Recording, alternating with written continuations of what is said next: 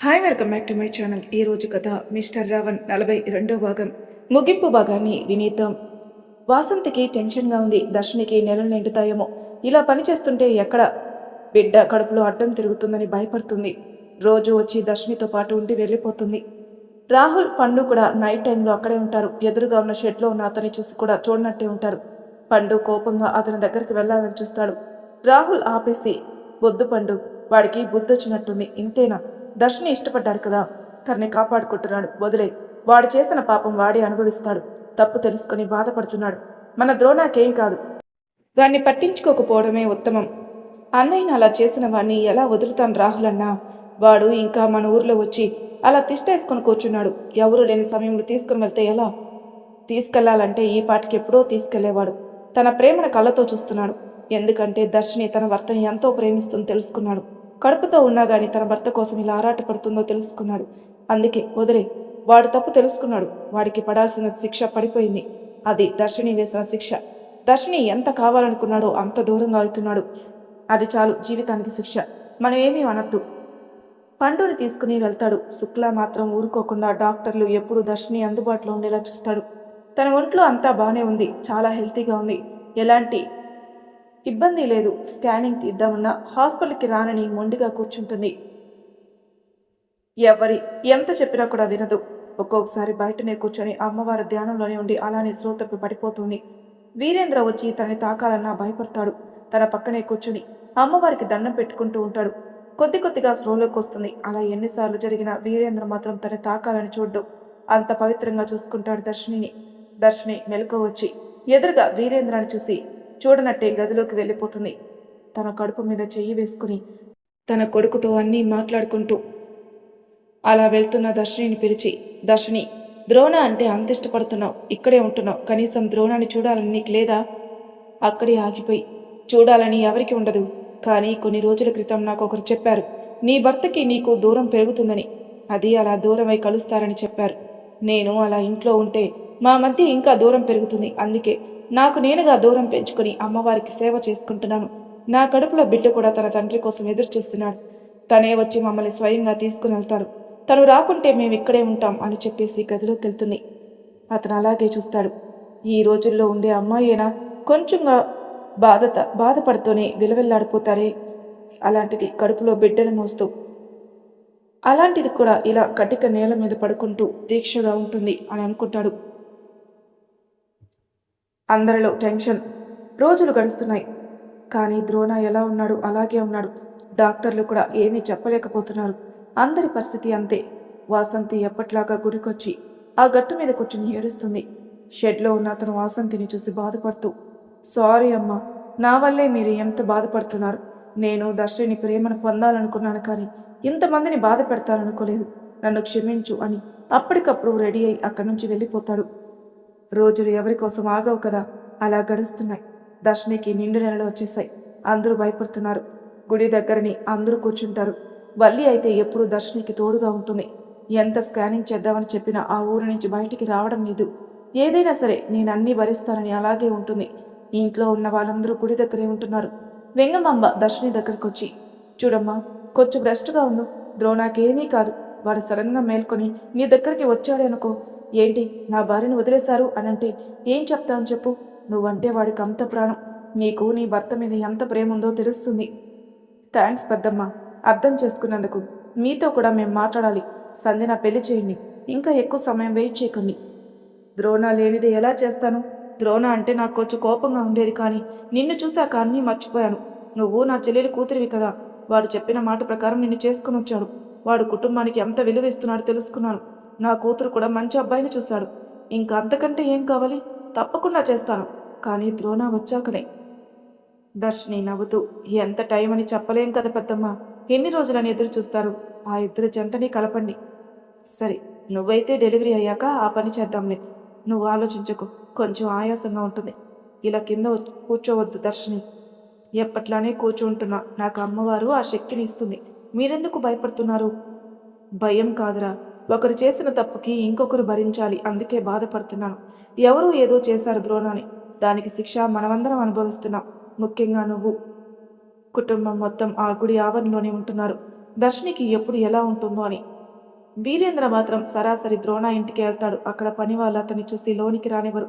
వాళ్ళని ఒక చూపు చూస్తాడు, అంతే పక్కకు జరుగుతారు. ద్రోణ గది ఎక్కడ అని అడుగుతాడు. చేయి పట్టి చూపిస్తారు. ఆ గదిలోకి వెళ్ళి ద్రోణాన్ని అలాగే చూస్తూ ఉంటాడు. మంచిగా ఉన్నప్పుడు నాతో సవాలు విసిరావు, ఇప్పుడు ఇలా చలనం లేకుండా పడుకొనున్నావు. ఎంతైనా ఇలాంటి టైంలో గొడవలు ఉండదు. ఏదున్నా ఎదురుగానే పోటాడాలి అనుకుని అతని దగ్గరికి వెళ్ళి అతని చెవులో, హలో ద్రోణ, ఎలా ఉన్నావు? నీకోసం వెయిట్ చేస్తున్నా. నువ్వు అనుమతిస్తే దర్శిని తీసుకెళ్ళను. తొందరగా లేగు, కోమా నుంచి బయటికి రా, లేకుంటే దర్శిని తీసుకెళ్ళిపోతాను. ఎన్ని రోజులని ఎదురు చూడాలి? నీకో విషయం తెలుసా? దర్శిని కడుపుతో ఉంది. నీ బిడ్డను కడుపులో మోస్తుంది. నువ్వు ఇలాగే పడుకున్నావే అనుకో, బిడ్డతో సహా తీసుకెళ్ళిపోతాను. ఆ తర్వాత నీ ఇష్టం. అలా చెప్పుకుంటూ పోతుంటే ద్రోణ ముఖంలో కవలికలు మారుతున్నాయి. కోపంగా మారినట్టుగా కనిపిస్తుంది. వీరేంద్ర మనసులో నవ్వుకుంటూ, గెట్ రెడీ, ఎక్కువ టైం లేదు, 1 వీకే టైం ఇస్తున్నాను. నువ్వు కోమాల నుంచి బయటకు వచ్చావు సరే, లేకుంటేనా నీ బిడ్డను దర్శిని మాత్రం నాదాన్ని చేసుకుంటాను. ఆ తర్వాత నీ ఇష్టం అని చెప్పేసి గబగబా బయటికి వెళ్ళిపోతాడు. బయటకు వచ్చిన వీరేంద్ర హమ్మయ్య అనుకుని ఎప్పట్లాగా తనుండి షెడ్ దగ్గరికి వస్తాడు. అందరూ గుడి దగ్గరకు కూర్చుని ఉంటారు. వాళ్ళందరినీ చూసి నేను చేసిన తప్పుకి వీళ్ళంతా బాధపడుతున్నారు అనుకుని రిలాక్స్గా పడుకుంటాడు. వీరేంద్ర అలా రోజు వెళ్ళి ద్రోణకి చెప్పేసి వస్తున్నాడు. పండు మాత్రం హాస్పిటల్లో అన్నీ అరేంజ్ చేస్తాడు. డెలివరీ అయితే అప్పుడు వచ్చేట్టుగా టెంపుల్ దగ్గర అంబులెన్స్ కూడా రెడీగా పెడతాడు. దర్శిని ఏమీ పట్టించుకోకుండా ఎప్పటిలాగే గుడి మొత్తం ఊడుస్తూనే ఉంది. ఎవరిని దగ్గరికి రానియదు. ఆయాసంతో నీరసంతో బాధపడుతున్నాను. అవన్నీ పట్టించుకోకుండా పనులు చేస్తూనే ఉంది. అలా 2 రోజులు గడిచేసరికి దర్శిని నీరసించిపోతుంది. సడన్గా నిద్రలో నొప్పులు రావడం స్టార్ట్ అవుతాయి. అందరికీ ఏదో మత్తు చల్లినట్టుగా పడుకుని ఉంటారు. ఎవ్వరికీ అరుపులు వినపడవు. ఇంతలో ఒక అమ్మ అక్కడికొచ్చి దర్శిని దగ్గరికి వెళ్ళి కడుపు మీద చేయి వేస్తుంది. దర్శిని ఆమెను చూస్తూ 2 చేతులెత్తి దండం పెట్టి, అమ్మా, బయట మా వాళ్ళున్నారు, పిలుస్తారా? బాగా నొప్పులొస్తున్నాయి, భరించలేకపోతున్నాను. ఆ అమ్మ నవ్వుతూ, పిలుస్తాను, ఇంకా కొన్ని గడియలున్నాయి అని తన పొట్ట మీద తన చేత్తో రాస్తూ, ఆ నొప్పుల్ని ఓర్చుకో. సడన్గా వీరేంద్ర అక్కడికొచ్చి అమ్మను కోపంగా చూస్తూ, ఏందమ్మా, తనకి నొప్పులొస్తున్నాయి, నేను హాస్పిటల్ తీసుకెళ్ళాలి, మీరు పక్కకు జరగండి. ఆమె అతని తీక్షణంగా చూస్తూ, నువ్వు వచ్చావా? తన అరుపులకి వినపడి వచ్చినట్టుగా ఉన్నావు. నీకు దర్శిని అంటే అంత ప్రేమనా? నా ప్రేమ సంగతి తర్వాత, ముందు తనని హాస్పిటల్కి తీసుకెళ్ళాలి. బయటేంటి, ఎప్పుడు ఎలా ఏమవుతుందో అని చూసే మనుషులు అలా మత్తు చల్లినట్టు పడుకొనున్నారు. ఆమె నవ్వుతూ, కొన్ని గడియలు అలానే ఉంటాయి నాయనా, నువ్వేంటి సడన్గా వచ్చావు? అమ్మ తల్లి, 2 చేతులైతే దండం పెడుతున్నాను. నేను దర్శనం తీసుకుని హాస్పిటల్కి వెళ్తాను. తనకేమైనా జరిగితే ఇంతమంది ఎదురు చూస్తున్నంత వేస్ట్ అవుతుంది. నువ్వు వెళ్ళు నాయనా, తనకేం కాదు, నేనే చూసుకుంటాను. ఏంటి, మీరు చూసుకుంటారా? వెనకటి కాలం కాదు, ఇక్కడే డెలివరీ చేయడానికి నేను హాస్పిటల్ తీసుకెళ్లాల్సిందే అని దర్శిని దగ్గరికి వెళ్తాడు. ఆ అమ్మ సడన్గా అతని చేయి పట్టుకుంటుంది. ఒక్కసారిగా ఆగిపోతాడు. తనలో ఏదో వచ్చినట్టు అనిపించి ఆ అమ్మను చూసి అక్కడి నుంచి వెళ్ళిపోతాడు. దర్శిని అలాగే కళ్ళు మూసుకొని పడుకొని ఉంటుంది.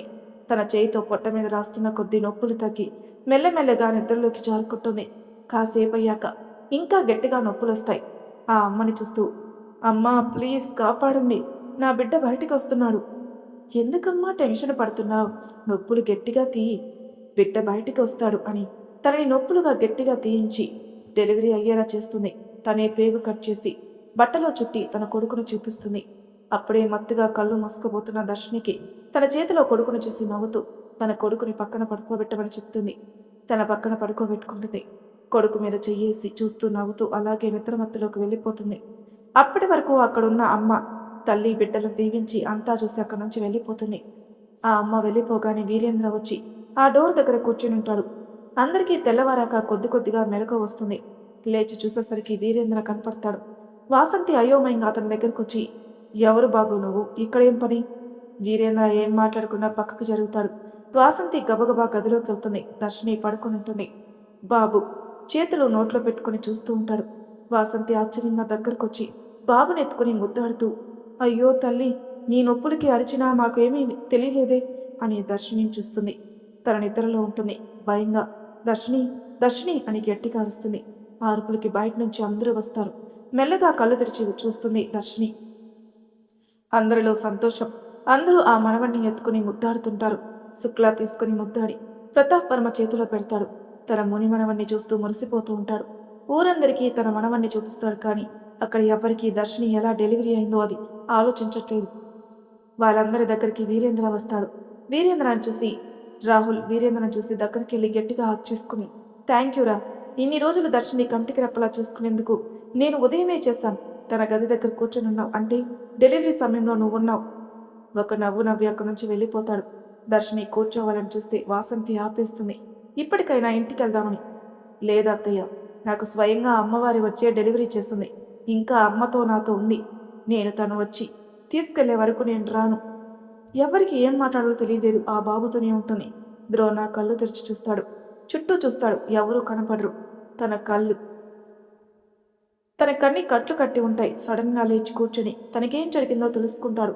తన చేతిలో ఉన్న కట్లన్నీ విప్పేసుకుని బయటికెళ్తుంటే లీలా పరిగెత్తుకుంటూ వచ్చి, ద్రోణబాబు ఎక్కడికి వెళ్తున్నారు? ఏంటి లీలా అలా అంటావు? నేను వెళ్ళాలి. దర్శిని ఇంట్లో వాళ్ళెక్కడ? గుడిలో నాకు అలా జరిగింది కదా, అసలు ఏం జరిగింది? లీలా సంతోషంగా, అవన్నీ మర్చిపోండి బాబు, ఇప్పటికైనా మీరు లేచి కూర్చున్నారు. అందరూ గుడి దగ్గరే ఉన్నారు మీకోసం. గబగబా బైక్ తీసుకుని ద్రోణ గుడికి బయలుదేరతాడు. ఎదురుగా వీరేంద్రని చూసి సడన్గా బైక్ ఆపేసి కోపంగా వీరేంద్రని కాలర్ పట్టుకుని, ఏరా, నా భార్యని నా కొడుకుని తీసుకెళ్తాను అని చెప్పావు కదా, నాకు అన్నీ వినిపించాయి. ఇప్పుడు దమ్ముంటే తీసుకెళ్ళరా. తన చేతిలో ఉన్న తన షర్ట్ని విడిపించుకుని నవ్వుతూ, నువ్వు తొందరగా రావాలని చూశాను. వచ్చావు కదా, వెళ్ళు, నీ భార్యని కొడుకుని తీసుకొచ్చుకో. ద్రోణ వీరేంద్రని వదిలేసి బైక్ స్టార్ట్ చేసుకుని ఫాస్ట్గా గుడి దగ్గరికి వెళ్తాడు. అందరూ ద్రోణాన్ని సడన్గా చూసి ఆశ్చర్యపోయి గట్టిగా ద్రోణ బాబు అని అరుస్తారు. అక్కడే కూర్చున్న అందరూ ద్రోణ అంటూ పరిగెత్తుకుంటూ వస్తారు. అందరినీ దగ్గరికి తీసుకుని, నాకేం కాలేదు, బానే ఉన్నాను. అసలేం జరిగింది దర్శినికి? అందరూ ఆ గది వైపే చూస్తారు. ద్రోణ గదిలోకి వెళ్ళి చూస్తాడు. అక్కడ దర్శిని బాబుకి పాలిస్తూ కనపడుతుంది.